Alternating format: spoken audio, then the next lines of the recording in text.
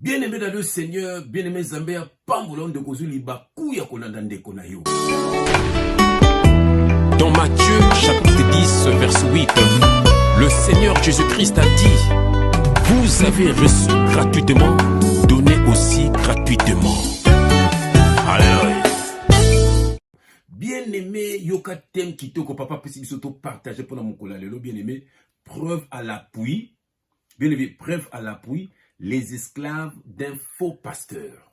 Preuve à l'appui, les esclaves d'un faux pasteur. Bien-aimé dans le Seigneur, il faut toujours marteler, il faut bête à toujours marteau, il faut bête à toujours céter pour te ban Nzambe, bokeba na ba faux serviteur de Dieu. Avant na loba, bien-aimé, tout l'andana no image oyo, tout le monde a makambu tata oyo aza kosala bana batu. Bien-aimé dans le Seigneur, après tout zonga, tout décortiquer en gros bibliquement au nom de Jésus-Christ.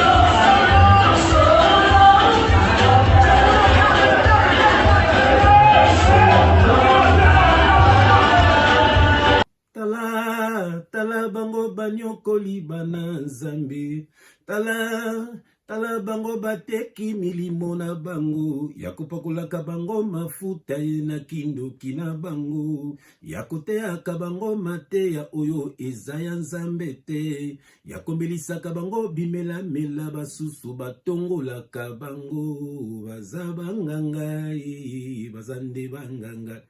Oh, bazande banganga, bazande banganga, bango bazande banganga, bazande banganga.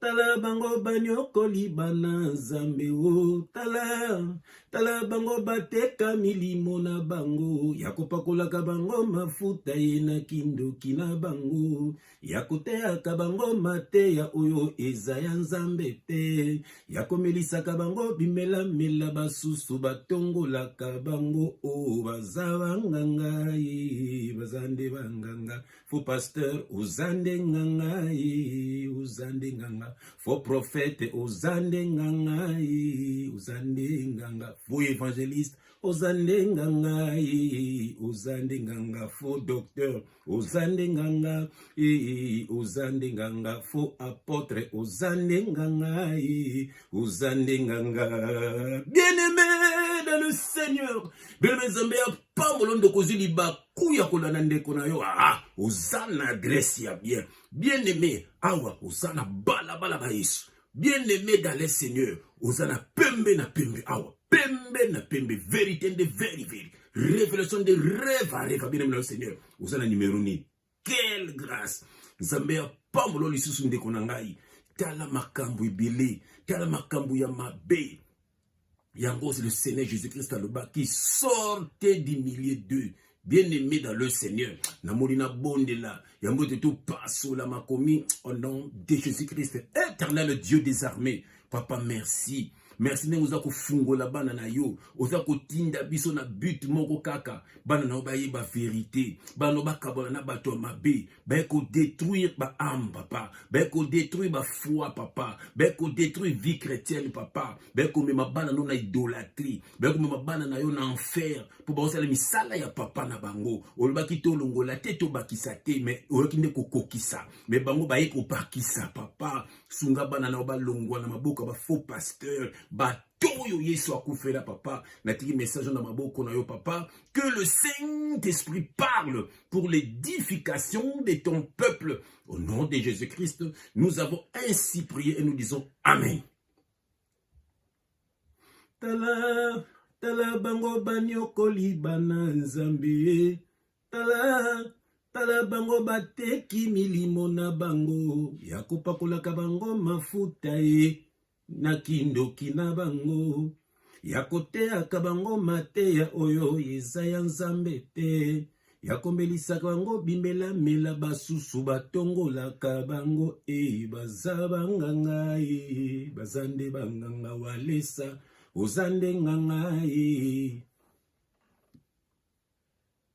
mutumbo kalumbu oza nde nganga ya mukuna uzande ngangaye, deni lesi uzande ngangaye, bino nyonso tu buzande bangangaye, mugisho uzande ngangaye, sonika futai azande ngangaye, uyombakadi uzande ngangaye, botondi na Londres bozande banganga botondi na Belgique boza banganga botondi kuna na Paris boza banganga na Luanda koloba te baza banganga baki Afrika diside bake banganga kisasa kutu fulu ya ba faux pasteur bakota tina braza baza banganga bien-aimé baza banganga baza partout dans le monde. Bien-aimé, c'est le temps de la fin. Le diable travaille atindi baoyaye ba faux serviteur alabaki bokoye babango na misala na bango bokoye babango na bilembo na bango botala ndenge balataka botala ndenge bateyaka des gens charnels. Bien-aimé, tande bazo stopela bato mafuta nzambe nini oyo bien-aimé, nzambe nini baza kote ya bino bien-aimé, yoke loko yeso lobaki bien-aimé, nake na Apocalypse chapitre 22 nake na on a verset, voilà, nake on a verset Apocalypse chapitre 22 verset 18 à 21 yoke loko nzambe azo bisa biso. Je lis au nom de Jésus-Christ, je déclare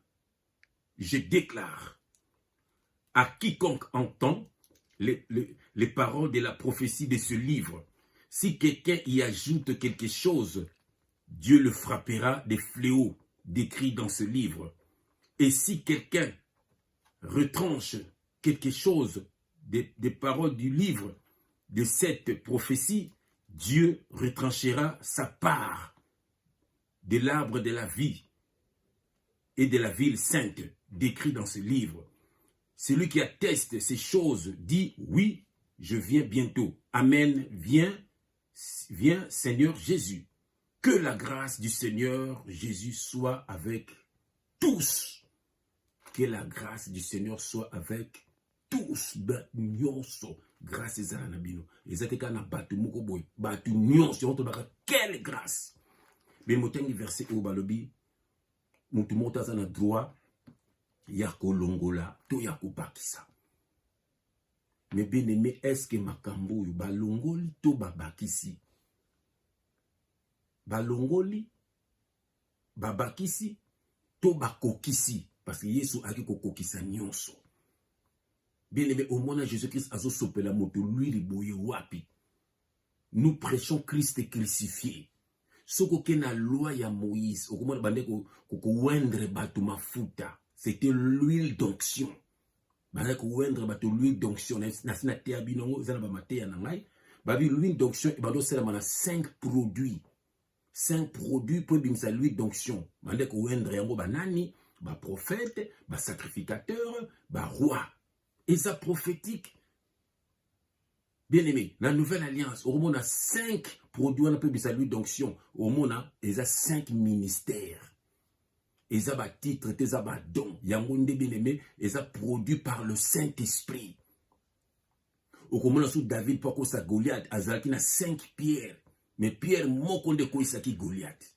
Alors ba Goliath va fina biso to koisa bango na kati ba 5 ministères wana dit amen. Il a fait des dons aux hommes, les autres comme. Bien aimé, bato bazana kati corps du Christ. Pourquoi bazo kosa dino? Alors lui donc son ezabali ko représenter des Saint-Esprit. Yango Jésus-Christ na nouvelle alliance. Alors dans les derniers jours, tant qu'on a acte chapitre 2 verset 17. Avec dans les derniers jours, je répandrai de mon esprit sur toute chair. Donc nako wendre bino, nako sopela bino mafuta. Donc ça veut dire nako tinde la bino Saint-Esprit. C'est ça ce qu'il voulait dire. Que répandre, mais répandre ça s'écrit comment R-E-P-A-N-D-R-E. Rependre. Et là qu'ici, verser.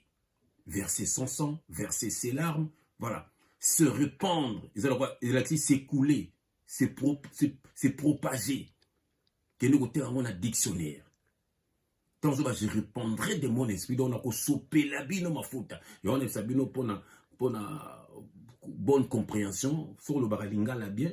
Zala pe na Bible à lingala, na Bible à français. Ce que tangi na français comprendre te ok na lingala ko comprendre ngo mieux. Ce pour le bar anglais bien zala na Bible à français pe na Bible anglais. Ça dépend monoko yo le baka. Pour comprendre kama kambu balobi parce que na français ba conjugation ça la mingi et puis ba bunga pe mingi. Ba Bible chilo ba pe zali, ba Bible ki Congo pe lango yo maîtrise bien. Zala na Bible nango. So ça ngote benga na kisasa ba ko tinde lango. Nga ba tinde langa Bible lingala na kisasa. Bien-aimé dans le Seigneur. Napesi tonto Clément Mote, Clément Chimaka, yemka tindelanga Bible lingala. Bien-aimé Oyoki. Donc ça veut dire que je répandrai de mon esprit na ko sopela bino mafuta. Alors imagine bisoto moni, ozabe esclave. Est-ce que tala ndenge baza ko sopela bango mafuta?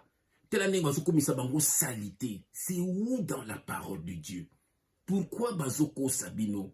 Pourquoi bazo même bino na enfer? Bien mais ça c'est le diable, c'est les œuvres du diable. Bamso ba melisa bino ba pétrole. Misusu ba tongo la kabango. Bien mais bazande banganga. Ya no bi bazande banganga bazande banganga. Uzala ki no bien, bando comment ko fréquenter église bâtiment, okinda ko zwa na maladie. Bango moko ba pesa bino ba maladie. Et puis ba bindenge ba ko longola yango. Bien, nous sommes dans la nouvelle alliance. Le roi David Azoroba, tu oins d'huile ma tête, et ma coupe déborde. C'était déjà une révélation. Donc Dieu a soupelaye ma fouta. Bien aimé, Yugo le Torotanga awa, bien aimé. Yugo le Torotanga, bien aimé. Yugo le Torotanga. Nazana acte, yoga. Yo non otanga na Jean plutôt, na Jean chapitre 14, Jean chapitre 14 verset 12, Jean chapitre 14 verset 12. Je lis au nom de Jésus-Christ. En vérité, je vous le dis, celui qui croit en moi fera aussi les œuvres que je fais, et il en fera de plus grandes, parce que je m'en vais au Père. Au mon verset oyo, yango banganga oyo bazwaka. Verset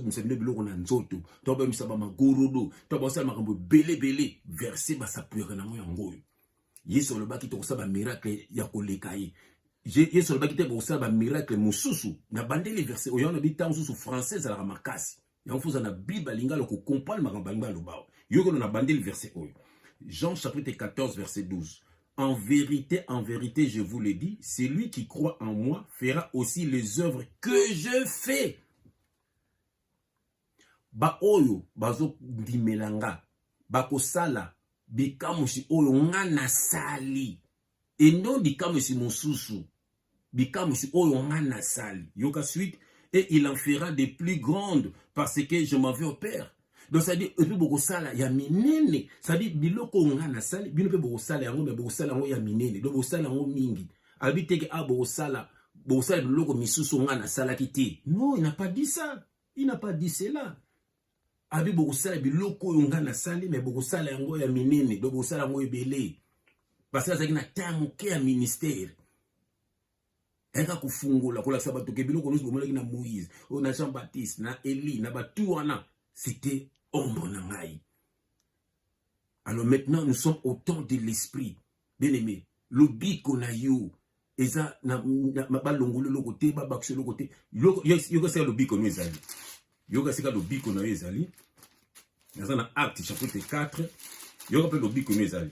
Je lis au nom de Jésus-Christ, Acte chapitre 4, maintenant on a verset 11 à 12. Je lis au nom de Jésus-Christ. Jésus est la pierre rejetée par vous qui bâtissez, Yoka, et qui est devenue la principale de l'angle. Il n'y a de salut en aucun autre. Il n'y a de salut en aucun autre, car il n'y a sous le ciel aucun autre nom qui a été donné parmi les hommes par lesquels nous devions être sauvés. Bien-aimé, le banzambe et le bibouye, salina yo, lobi kona yo, nyonso ya yo, eza na kombo mosusu te, eza ne loko mosusu te, eza na kombo ya Jésus-Christ. Au nom de Jésus-Christ, bien-aimé okozo lobi kona yo, na kombo ya Jésus-Christ, na kombo ya tata mbikudi te, na kombo ya kolongolo biloko na nzoto te, na kombo ba pakolo ba mafuta boy te. Au nom de Jésus-Christ. Yoka so isika bango bazoka verset parce bazoka ba bêtise na bango, yoka no tokotanga wa bien-aimé. Yoka parce ba pour basala ba bêtise na bango verset vu ba sapuyaka nango ba passer tout ba pakola o, yaka na pakola o huile, ko pakola basa ba to ba l'huile. Yoka parce bazoka verset na ke na Jacques chapitre 5, na ke nango na Jacques chapitre 5 verset 13. Jacques chapitre 5 yoka, je lis au nom de Jésus-Christ, Jacques chapitre 5 verset 13. Quelqu'un parmi vous est-il dans la souffrance qu'il prie? Yoka. Quelqu'un qui est dans la joie ou qu'il chante des cantiques. Voilà. Ah, non. Quelqu'un parmi vous est-il dans la joie? Quelqu'un parmi vous est-il dans la souffrance qu'il prie? Quelqu'un parmi vous est-il dans la joie qu'il chante les cantiques? Verset 14. Quelqu'un parmi vous est-il malade? Qu'il appelle les anciens de l'église. T'as l'église avec E majuscule. La corps du Christ, les anciens de l'église. Donc, église n'a bino bâtiment boukindarate. Quand on dit l'église avec E majuscule, ils allaient corps du Christ. Donc, ça veut dire na balabala na bino. Luka mutumura sambelaka. Mutumoko ayi makambanzambe asambelela yo. C'est ça le kambezolo. Yamoni Paul, ando kende na banda ko ba azaki ancien ya église, corps du Christ. Voilà, bisous tout ça dans l'église corps de Christ. Donc ça veut dire peuple mis à part. Dans le qui yaya muruboye, maman yaya murabi di lubanzambe, ressemble la ponanga. Yoka, comme bien. Quelqu'un parmi vous est-il malade qu'il appelle les anciens de l'église et que les anciens prient pour lui, Yoka, en loignant d'huile au nom du Seigneur. En loignant d'huile. Mais huile bazolo bawa, ça n'a rien à voir avec huile d'onction. Bien aimé, huile bazolo bao, omoni na tango ba juif, bazaki na ba l'huile bazo pakola. L'huile ngo neti nga nepsaki bino, corona ekoteki na ndako na ngai, nepsaki bino. Ngai nazo zwa Vicks, c'est ça, Vicks, tu sais ça ba huile, nazo pakola bana na ngai. Moi na nga zalaki ya 20 ans. Azo ko on est classe na bon moninga na ba belaki, nga nazo pakola e Vicks. Alors, nazo pakola e Vicks. Alati ba pull, a Melida Falga qui a lali na Bethel prière. Moi la mouki. Quand on dit l'huile, bien aimé, ils ont huile na ndenge. Oko poko biso na kisasa moi na beli soki boko kolokoto so mokolokoto ba pokole mafuta mbila. C'est l'huile. Ba pokole mafuta ezateke na l'huile moko neto mona ka makoso wana, un serviteur du diable. Ivoirien wana avec na mafuta moto na ba Israël o mafuta blogo satanique et autres na monde diabolique bazo ko détruire ba âme na bino bazo teka bino en enfer et pas à Satan bazo teka milime bino sans le savoir bien aimé. Et puis nous sommes dans la nouvelle lui c'est spirituel bien aimé. Il n'y a de salut en aucun autre. Pourquoi bazoko sabino? Et la maladie, nous sommes pas comme ma fouta mila. La maladie à peau, ils ont maladie, nous sommes pas comme ceux qui ils ont maladie, ils ont un goûté que ils ont un bon goûté. Bazoko sabino, il est Israël, il est boye, il est bazaba commerçant.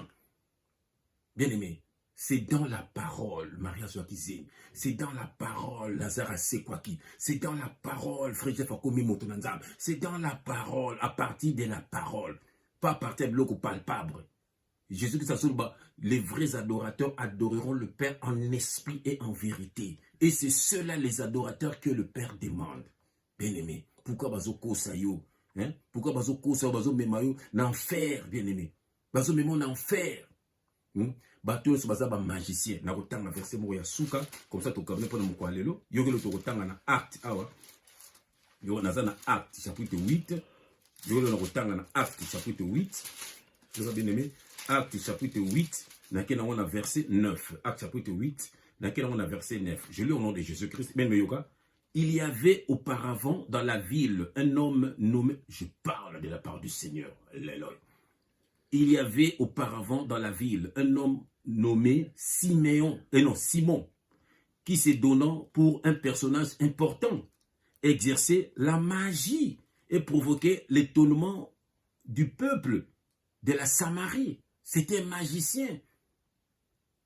Bien aimé, Yokato continue. Tous, depuis le plus petit jusqu'au plus grand, l'écoutaient attentivement et disaient, celui-ci est la puissance de Dieu. Voilà. Nzokazaki magicien. Batubasako yokaye, babi tout le monde, tous. Batubando yokaye, banamikipe Nikolo, bazo landaye. Simon, le magicien, il y a autre célèbre nzemna pasteur magicien, ça na YouTube, beta pasteur magicien, ko yoka nzemu kitoko. Tala muto, azé ko étonné batou. Mais nzo kasaki ne magicien. Tous ces gens là bazana ba Congo ba na ba po. Bele makambo nzambe ça spirituel, c'est comme quand makambo palpable boye sala boye nyoka bimi, bele me baza banganga. Ba il fallait que ba na bon ba guérisseur, baza ba guérisseur, mais ba na komba Yesu. Au moins bango ba dim, au moins bango ba offrande du prophète, au moins ba ende ko luka mbongo na komba Yesu. Yesu ba kibotala mbongo na longi na César, bo pesa César ya yanga. Ça dit nzambe c'est spirituel. Nyesa bilo bana nzambe ba kabananaka, bana nzambe ba salisanaka. Okotika moningo na pasité, ozana ba chemise belé. Pourquoi vous pese moko? Hein? Ozana mbongo belé. Atam ozana 100 €, moninga sala besoin 10 €. Pourquoi pas pesa ye? To salisanaka. C'est tout. L'amour du prochain. Mais abatu wana bobo sa moto ton église, pesa bo so komba église ezana komba nani? Apo mo ne komi mwasi na ye, apo mo ne komi mwana na ye, apo mo ne komi koko na ye. Mais et vous acceptez cela? Vous savez moi ça Pierre, mwana Pierre. Ezate. Nzambe soka benga, fa benga mwana nga. Ye mo so ko benga ya bengi ye. Mais ezate ke me bango so mona ki ye mo so la ki do azo la ki sa ye fo sala bo mo ezali awo. Botala maman olangi, botala batati ki ba Jezabel. Na ba Tarzan. Batumoko bo baso détruire. Et vous acceptez cela.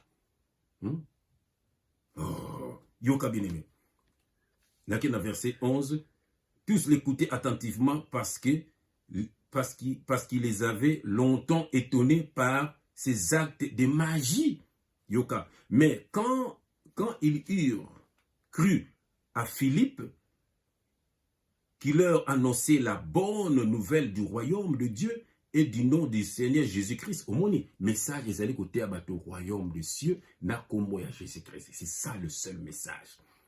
Royaume des cieux, na kombo ya Yesu. Ça veut dire kombo ya Yesu nde makambo nyonso. Kombo ya Yesu nde lobiko. Kombo ya Yesu nde bomoi. Kombo ya Yesu nde bolingo. Kombo ya Yesu nde kimia. Kombo ya Yesu nde délivrance. Kombo ya Yesu nde makambo belé. Na kombo Yesu okubeta bandoki ya famille, okubeta bandoki ya quartier, okubeta bandoki ya ba collègue, okubeta bandoki ya ba camarade, okubeta bandoki ya monde spirituel parce qu'il na kombo ya Jésus Christ. Au nom de Jésus, et tu seras fort. Yende l'huile, yende Saint-Esprit. Yende makambo nyonso. Pourquoi vous sangissez na makambo belé? C'est la prostitution spirituelle. Au monde, babini Philippe a teyaki yenini royaume des cieux, nanini na kombo ya Jésus Christ. Fin. C'est tout. Tu vais continuer verset, Yoka. Mais quand ils eurent cru à Philippe, qui leur annonçait la bonne nouvelle du royaume de Dieu et du nom de Jésus-Christ, hommes et femmes se firent baptiser. Oyoki, awa bien aimé, pourquoi? Balobi à partir y a un message. Quand Philippe a été au royaume de Dieu et puis a été combat à Jésus-Christ, Balobi va commis baptisé. Et ça te babi Philippe bazu bango kena bango na mate. Et ça direct bazu le bababi bango balamoko ba commis baptisé. Ça veut dire bazu maïle fungwami. Ah, c'est ça baptême. Muta longo na ignorance, muta tiki choko, muta tiki ba mesh lokola Jezabel, muta tiki koyiba, muta tiki kindumba, muta tiki kindoki. Azu, c'est ça, bengaka baptême. Nous sommes dans la nouvelle alliance. Jean-Baptiste avait dit, moi je vous baptise d'eau, mais c'est lui qui viendra après moi, lui vous baptisera du feu et de l'Esprit Saint. Ce n'est plus de l'eau. C'est à partir de la parole. Oh yoki parole. Oh frère fatigué musique à mokili. Atiko nyoko la maman Françoise. Atiko sundu la bana ki daraba ki sasa 2-3 ans. Atiki kindumba frère JF. Akomi papa kati na ndako. Asaka na bana. Asaka na mosi mabita ba GD6. Frère chef akomo kende musala. Pourquoi? À ce baptême. C'est ça. Ils ont été baptisés par l'eau de la parole. Ça dit baptême par l'eau. Maï wana l'eau de la parole. Et sukolaka na kati. Kati ya mutunde bikisami. Libanda et lakisi. Mais maï ba otiabino. Et kene na kati tezo kena poso. Bana Jean-Baptiste. Et au mona ba pasteur on baka na kindumba, baka na moyibi, basi on bokena l'église le bâtiment ça ba servant tela ba tela le lenge na bino, boto saka mibali na bino te, ou préféré lambela pasteur ko lambela mobali na yo, ou préféré yoka pasteur ko yoka mobali na yo parce que oza baptisé te yoza baptisé na mai do poso. Kati na yo mayo spirituel et tout ça kati na yo te. Donc Jésus-Christ avec la femme samaritaine pesa nga mai mayo ngana ko peso et ko peso bomo ya seko c'est la parole mayo c'est Jésus a senga kezaki mayo biso bomela ka to sokola kanango ça dit mayo to batu na mai wana Jésus ka poso mais katina yo makamna ma beza kaka donc peut-être va passer bino na ko lata na ko loba ndeka bana mokili. Mais tant vous êtes baptisé par l'eau de la parole et kotina kati c'est spirituel et puis spirituel koti kati na yo au sentir au chrono tika de loko moko moko au baptême du Saint-Esprit au baptême du feu donc feu brisement et bende pour basa lango ba buka buka on faut pas kota on a moto c'est ça baptême de feu ça dit mon tibena eh comment bondenge ninyo dans la frère JF beau garant Jésus-Christ. Quelle grâce, beauté à bananzambe. Ozo muna mokilita. On a table mato, on a table na suki na table. Non. Botala batu bana mokili kuna. Comment yozo obenga mwana nzambe, oza lokwa bango. Ya Satan beta kayo. Satan zoka biloko yayi. Atindi batu botala ba lor mbongo na ko célébrer prochainement vidéo. Bomona maquillage, ba fossile, ba faux tout est faux chez leur mbongo. Une Jézabel à cause de la vidéo. Ben moyoki bon yoka moya yoka Jésus yoka babini mais quand ils eurent cru à Philippe qui leur annonçait la bonne nouvelle du royaume de Dieu et du nom du Seigneur Jésus, hommes et femmes se firent baptiser. Simon lui-même crut. Simon lui-même crut et après avoir été baptisé, voilà, par la parole, après avoir été baptisé, il ne quittait plus Philippe, voilà. Et il voyait avec étonnement les miracles et les grands prodiges qui s'opéraient. C'est un moment où on a un grand miracle, Philippe a commencé ça. Que mon pas biki, voilà. Mon biki. Mon biki, mon saki malade à biki. Neti frère nanga Ghislain Gasaki.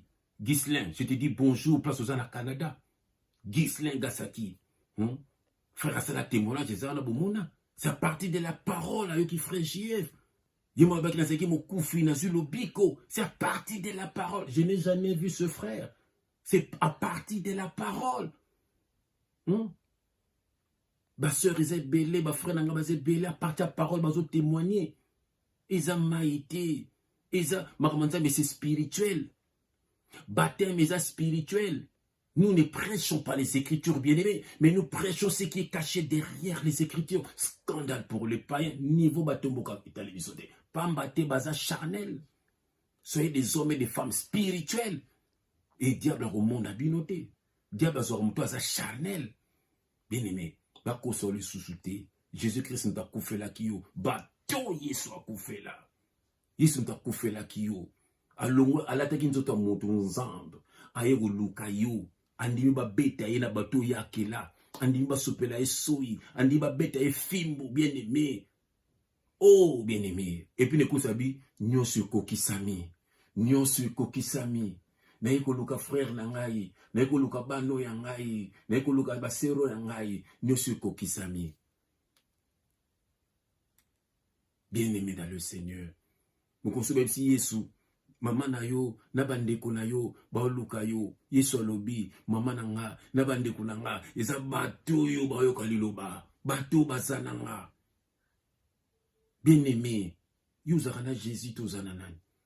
Jésus-Christ a koufé la yo. Carbone na ba faux pasteur. Pasteur, eza don, eza titre. De temps on a Éphésiens 4, chapitre Mobimba. Il a fait des dons aux hommes. Et son personne quand ça pasteur, quand ça docteur, quand ça yeba kasa lukuta anga séduire yo. Tel le bago ba faux. Bote na YouTube ba faux prophète, prophète tel, évangéliste tel. Ba surtout na kin, bazoli ambonga YouTube. Pour moi que YouTube futa ka moto wana, okomona ce qui message mona publicité. Bote la ou publicité za raté. Awa bafuta biso te pe to linyango te biso to tsela nzambe pona mbongo te biso to tsela nzambe po bandeko na biso babika. Vous avez reçu gratuitement, donné aussi gratuitement. Na banzembu to salaka, c'est gratuit. To kota ba na mbongo na biso moko. Ndeko ba ko benga pa aider yo, allez c'est tout. A aider yo pour nzembo ne bima. C'est tout. Pour banzembe ka ba bika, but ka banzembe bika. Pour ceux qui ont besoin de bon, donc to luka misala, to salaka misala pour to vivre. Pour te laisser basse na suna bana biso. Mais tu kosela nzambe makambote pour te luka mbongo. Nzambe sasa na besoin muta pambola ko toucher mutu pa pambolio. Botika ko kosa bana nzambe. Yo pe ngape biso to ko nzamba ko toucher ngape na pambola pe mutu. Bien mais bazo kosa bino. Ba commerçant, ba ko luka mbongo au nom de Jésus-Christ na biso. Bien aimé ta là-bas, praticable. Kabona na bango. Car na komba Yesu ndo bikisami. Bien aimé, natanga verset suka, bolimbi sangai. Et c'est na sisaki nangai déjà. Verset très important. Yoka. N'aimons pas dans Nzembo. Voilà. N'aimons pas une version dans Nzembo. Je lis au nom de Jésus-Christ. Matthieu chapitre 7, verset 21. Je lis au nom de Jésus-Christ. Ceux qui me disent Seigneur, Seigneur, n'entreront pas tous dans le royaume des cieux, mais c'est lui-là seul qui fait la volonté de mon Père qui est dans le cieux. Plusieurs me diront en ces jours-là, Seigneur, Seigneur, n'avons-nous pas prophétisé par ton nom? N'avons-nous pas chassé des démons par ton nom? N'avons-nous pas fait beaucoup de miracles? Voilà, par ton nom. Alors je leur dirai ouvertement, je ne vous ai jamais connu. Retirez-vous de moi, vous qui commettez l'iniquité. Bosala makambo ya salakite abe bosala makambo ya salaki et puis bosala mo ibeli et non makambo pour la zoba nous prêchons Christ et crucifié pour la zoba somme nous soyez bino enseignement message oza Yesu te bien-aimé qui soit na thème souka na malédiction pour la zoba ba asli biloko attendez bako sopela Jésus parfait na makolo et ça il faut ba fumo za révélation attendez Jésus soukola ki bato makolo za révélation. Et les idées que non, il faut la question de nini. Jésus parlait en parabole. Même ces gestes, c'est une parabole. Et on va voir que le Saint-Esprit viendra. Il vous enseignera toutes choses. Bazu ma papa les sibino sen. Bazu ba fait ba sibino makila maezo. Mais non. Il est le pain qui est descendu du ciel. Le pain, c'est la parole. Il a pris le pain, pas des pains. Le pain, il a rompu le pain. C'est son corps. Il a été rompu où? À la croix. Ça veut dire à chaque fois que il faut tout partager pain, il faut tout partager parole. Oh, bien-aimé dans le Seigneur. Nous ne prêchons pas les Écritures, bien-aimés. Nous prêchons ce qui est caché derrière les Écritures. Scandale pour les païens. Les païens. Scandale. Voilà, bien-aimé dans le Seigneur. Bakosa suyote. Kangama Yesu. Linga mwasi na yo, papa. Linga mobali na yo, mama. Bolinga bana na bino. Bosambela kava bolala. Bosambela na tongo mtamtaseme na ndenge po mtamtwaza na heure na kendara musala to classe mais na butu to beaucoup tanaka bosambela ensemble. C'est ça la parole. Nzaba tina kande ba messager ba sabilo ndeni ya kosala neti biso ba messager ba Noé ba messager ba Moïse ba messager ba Isaïe ba tout ça ce sont des messagers. Ce ne sont pas des pères spirituels. Ah, jamais Paul a dit les pères spirituels de quelqu'un. Le père dans la foi. Comme un père. Abin appelé personne père dans le Seigneur. Donc Nabunzambe papa zate, papa zamoko. C'est Dieu. Bien aimé Nzambe a pas mbolo ndokozaki liba kwa Olanda ngai. Soyez libre en Christ. Bateau yeso akufela. Nde bateau yeso reçoit. Que Dieu vous bénisse. Que Dieu vous visite. Que Dieu vous protège dans la pandémie où ils ont régné dans mon kili. Nous avons tabino à part. Masque sur les alliés. Désinfectants sur les alliés. Au nom de Jésus-Christ. Que tu as toujours des désinfectants. Vous aurez dans ma bouche. Que tu as toujours. Là, tu as toujours masque na yo. Mais y est spirituellement. Masque sur les alliés. Et désinfectants sur les alliés. Au nom de Jésus-Christ. Amen. Dans Matthieu chapitre 10 verset 8, le Seigneur Jésus-Christ a dit, vous avez reçu gratuitement, donnez aussi gratuitement.